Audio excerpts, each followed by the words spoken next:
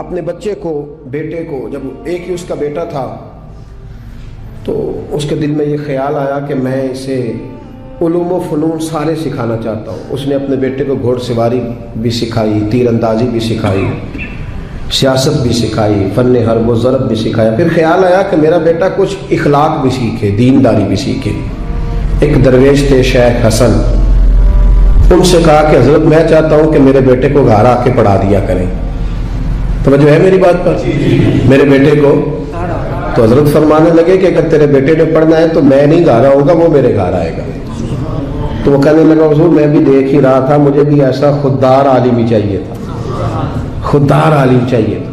بہرحال حضرت کے گھر وہ پڑھنے جانے لگا تو مسلسل 6 سال وہ طالب علم پڑھنے گیا، اور عام طالب علموں کے ساتھ اس شہزادے نے بیٹھ کر تعلیم حاصل کی۔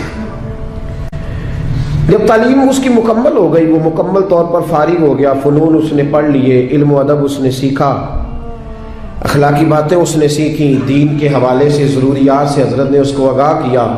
جب کافی حد تک وہ ان چیزوں کو سمجھنے لگا تو ایک دن وہ بلایا اس کے والد کو کہ اب تیرے بیٹے کی تعلیم مکمل ہوگی۔ اور محدث اعظم پاکستان رحمۃ اللہ تعالیٰ علیہ فرمایا کرتے تھے کہ مجھے میرے استادوں نے جب دستار فضیلت کی تھی تو میں نے وہ پگڑی کا کپڑا سنبھال کے رکھا ہے، اور جب میں مروں گا تو میں نے اپنے بچوں کو وصیت کی ہے کہ مجھے کفن بھی اسی میں دینا، اس لیے کہ میرے اساتذہ نے یہ گواہی دی ہے کہ اب یہ دین کا چھوٹا سا طالب علم بن گیا۔ ایک دن جب فارغ ہو گیا تو استاد نے اسپیشل بلایا، کہا شہزادے کوئی کام ہے گھر آؤ۔ تو وہ بھی طالب علم تھا، وہ گھر آیا۔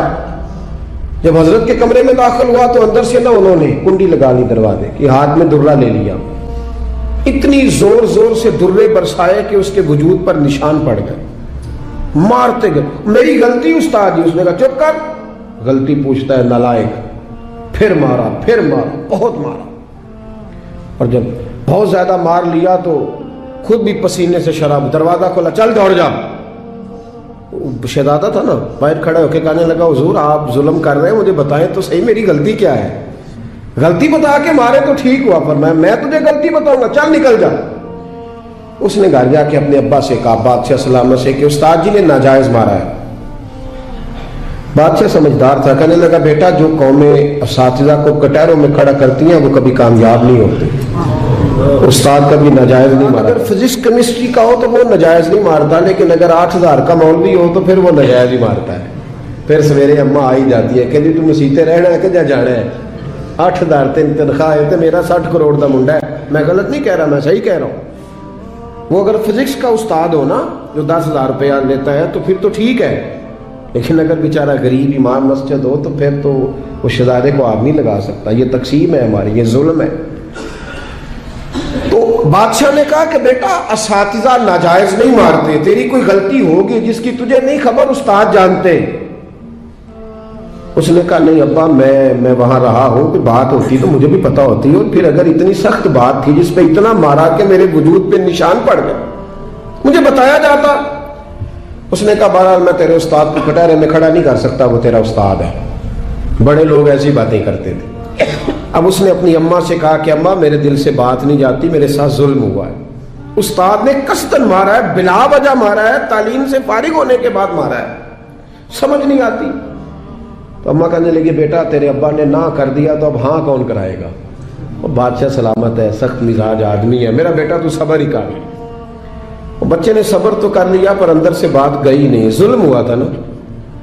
30-35 سال بیت گئے، اس کے باپ کا انتقال ہوا تو وہ بادشاہ بن گیا۔ شیخ حسن بوڑھے ہو گئے تھے، یہ بھویں سفید ہو کے جھک گئی تھی، دونوں ہاتھوں سے لاٹھی پکڑتے تھے پھر بھی مشکل سے چلتے تھے۔ پہلے دن تخت نشین ہو کے شہزادے نے پہلا حکم یہ جاری کیا کہ میرے استاد کو حاضر کرو۔ 3-4 سپاہی بھیجے کو بابے کو پکڑ کے لاؤ، جیسے بھی آ سکتا ہے۔ لے آئے، حضرت کو لا کے تب سامنے کھڑا کیا تو کہا استاد جی ناراض نہ ہونا، بوڑھے ہیں، کمزور ہیں، شک کوئی نہیں، پر میں کیا کروں، آج بھی دردیں اسی طرح میری تازی ہے، سوچتا ہوں تو پھر مجھے اسی طرح جلن محسوس ہوتی ہے، بتاؤ کیوں مارا تھا؟ تو شیخ حسن رو پڑے، کہنے لگے بیٹے بس اللہ سے میں نے دعا کی تھی کہ اس دن کے لیے مجھے زندہ رکھے، وہ دن آ گیا، میں نے آج کے دن کے لیے تجھے مارا تھا۔ बस आज जो दिन आया इसीलिए मारा। कहा हुजूर क्या मतलब? अब फरमाने लगे कितनी देर हो गई तुझे मार पड़े हुए? कहा 35 साल। आज क्यों बुलाया है? भूला तो नहीं ना 35 सालों में? कहा हुजूर नहीं भूला। तो आज क्यों बुलाया? कहा मैं आज साहिब इख्तियार हुआ हूं तो बुला लिया। तो आप फरमाने लगे बेटे मुझे पता था एक दिन तू बादशाह बनेगा, इसलिए तुझे मारा था। नाजायज ना किसी के साथ जुल्म करना। अगर तुझे 35 साल नहीं ना भूला तो जिसके साथ तू जुल्म करेगा उसे भी कयामत तक नहीं भूलेगा। और फरमाया आज तू बाइख्तियार हुआ है तो तूने मुझे कटहरे में बुला लिया है, कयामत के दिन अल्लाह सारे मजलूमों को बाइख्तियार कर देगा। सारे मजलूम बाइख्तियार होंगे और सारे जालिम कटहरों में खड़े होंगे।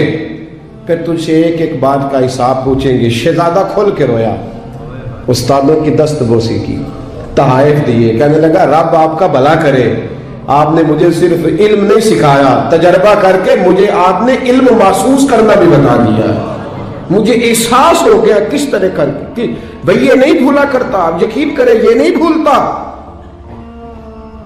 किसी को लोग गाली दे देते हैं ना, गाली, वो गरीब आदमी होता है बेचारा, छोटा आदमी, वो जवाब नहीं दे पाता। लेकिन जब उस शख्स के, उस चौधरी के, सेठ का मस्जिद में जनाजे का भी ऐलान होता है तो फिर भी गाली याद आती है। हाँ ये नहीं भूलती, क्या करे, जुल्म जो किया है, गलत गाली जो निकाली, लोग जनाजा पढ़ने तक चले जाते। अब्दुल्ला बिन जाफर हजरत जाफर तैयार के बेटे थे, नबी पाक की पुप्पी के बेटे थे हजरत जुबैर बिन अवाम रदी अल्लाह ताला, वो इंतकाल कर गए।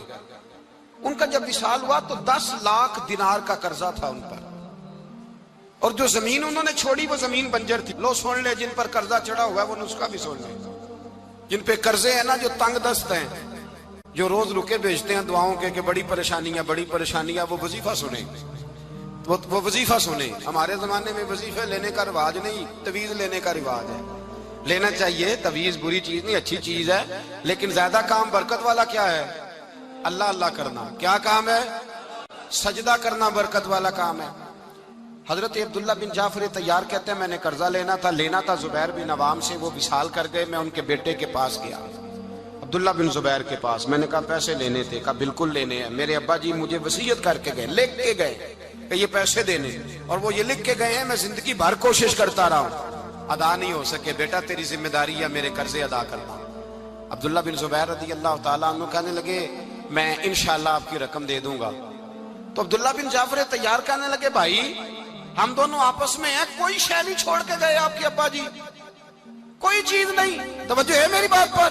ये सहाबा का जरा अंदाज देखिएगा बंदगी का, कोई चीज नहीं छोड़ी। तो हज़रत जुबैर बिन अवाम कहने लगे एक जमीन का टुकड़ा है वो भी बंजर है, उसमें भी कोई खेती नहीं उगती, सब्जा नहीं होता, बंजर है, पानी कोई नहीं, और वो इतनी खुश्क रेतली जमीन है कि बड़ा मुश्किल काम है वहां सैराब करना, बेआबाद जमीन है।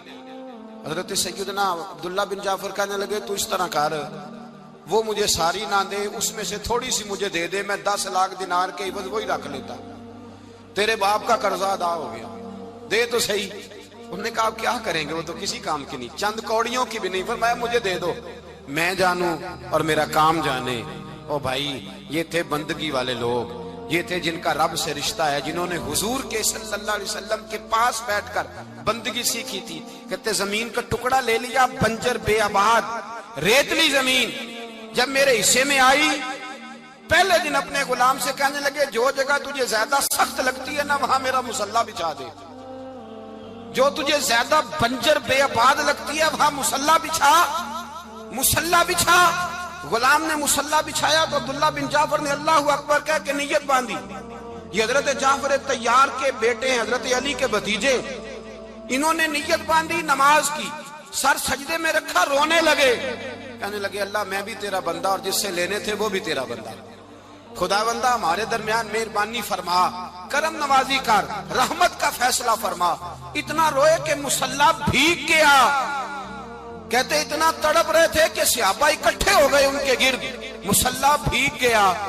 जब भीगा हुआ मुसल्ला नमाज मुकम्मल करके उठाया ना, कहते मुसल्ला उठाया तो नीचे से अल्लाह ने पानी का चश्मा जारी फरमा दिया, अल्लाह ने पानी का चश्मा जारी कर दिया।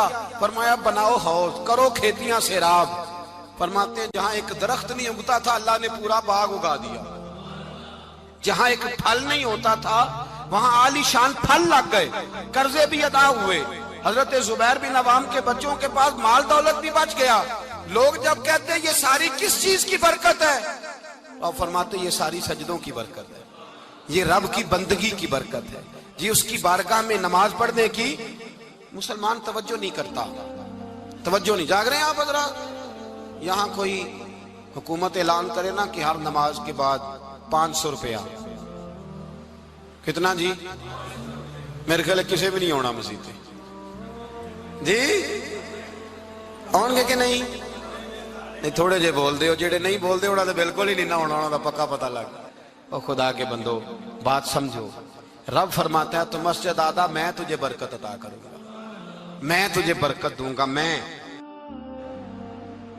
ہمارا زمانہ مذاق کرنے کا، مذاق اڑانے کا زمانہ ہے۔ لوگ معاذ اللہ تعالیٰ ایسی ایسی باتیں ڈھونڈ کے لاتے ہیں کہ وہ جگہ جو قابل احترام ہے وہاں لوگ مذاق کرتے ہیں۔ ہمیں اچھی صحبت کی ضرورت ہے، اور ہم بھی بڑی مخالفت کرتے ہیں۔ اب مجھے تو ایک اور فکر لگ گئی ہے، ہم بھی بڑی شدت کے ساتھ مخالفت کرتے ہیں جھوٹے پیروں کی، غلط لوگوں کی، کرتے رہتے ہیں۔ لیکن اب فکر لگ گئی ہے کہ جھوٹے پیروں کی مخالفت تو بڑی ہو گئی، سچوں کی حمایت کا وقت بھی نکلتا جا رہا ہے۔ اب یہ مسئلہ بھی بڑا درپیش ہے۔ اب ہر جگہ نا ٹی وی پہ جو بندہ بھی آیا ہوا ہے اس نے ایک جعلی عمل پکڑا ہوا ہے، اخبار پہ خبر لگی ہے تو ایک جعلی آدمی پکڑ کے لایا ہے۔ میرا دل کرتا ہے اس کو پکڑ کے ایسے آستانے پہ بھی بٹھاؤں جہاں روز رسول اللہ کا دین پڑھایا جاتا ہے۔ وہاں کوئی انٹرویو تو نے کیوں نہیں کیا بھائی؟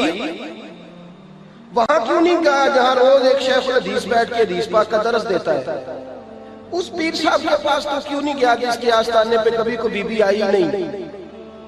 میری بات کا سمجھ آ رہی ہے آپ دوستوں کو؟ یہ میرا سوال ہے پورے میڈیا سے، پورے میڈیا سے میرا یہ سوال ہے کہ میرے بھائی جعلی عمل تو پکڑ کے لایا ہے، تو جامعہ نظامیہ کے اندر داخل کیوں نہیں ہوا جہاں زمانہ بیت گیا میرے نبی پاک کی حدیث پڑھائی جاتی ہے؟ وہاں جا کے تم نے اساتذہ کا انٹرویو کیوں نہیں کیا؟ وہاں تو کیوں نہیں پہنچا؟ وہ لوگ بھئی برا آدمی تو تو نے معروف کر دیا، اچھے آدمی تک تو کیوں نہیں گیا؟ جانا چاہیے کہ نہیں جانا چاہیے؟ بھئی ہمارا بھی عجیب ماحول ہے، عجیب رنگ ہے، عجیب طرز زندگی ہے۔ ہم لوگ چلے بریلی شریف کا آستانہ تو بڑا دور ہے، میں یہاں کی مثال دیتا ہوں۔ آستانہ علیہ سیال شریف چلے جائے، مرکز ہے نا ہمارے یہاں، مرکز ہے نا، رسول اللہ کے دین کی بات بتائی جاتی ہے، نبی پاک کے۔ آپ نے دیکھے وہاں سرکس لگتی ہو، جھولے لگتے ہو، بولے نا، تو آپ میڈیا کو مشورہ کیوں نہیں دیتے ایک ادھر بھی ایک چکر لگا کے؟ کیوں نہیں مشورہ دیتے آپ؟ شرک پور شریف ہے، حضرت کیلہ والا شریف ہے، حضرت کلمہ والا شریف ہے، یہ میں آپ کو وہ والے آستانے گنوا رہا ہوں جو آپ کی رینج میں ہیں، ورنہ آپ اس سے باہر جائیں گے تو آپ کو بڑے بڑی خیر ملے گی دنیا میں، بڑی بڑی خیر۔ سارا میڈیا بھاگ کے چلا گیا، بھاگ کے چلا گیا اس آدمی کے پاس جو جعلی تھا، جو عورتوں کو لوٹتا تھا۔ حضرت مولانا ابو داؤد صادق صاحب کے ادارے میں کیوں نہیں گئے؟ وہاں کیوں نہیں گئے؟ کیوں نہیں اس جگہ گئے جس شخص نے اپنی ساری زندگی گزار دی ہے کسی بی بی کا منہ ہی نہیں دیکھا؟ ادھر کیوں نہیں گئے تم لوگ؟ خیر کی جانب سفر کیوں نہیں ہوا؟ اب اس قدر زیادہ ایک منظم طریقے کے ساتھ اہل اللہ کو بدنام کیا جائے۔ اور اگر آپ نے ابھی تک ہمارا چینل سبسکرائب نہیں کیا تو فوراً سبسکرائب کیجئے، ساتھ ہی بیل آئیکن پر کلک کریں تاکہ مزید آنے والی ویڈیو ہے وہ آپ کو وقت پر ملتی رہیں۔ اللہ حافظ۔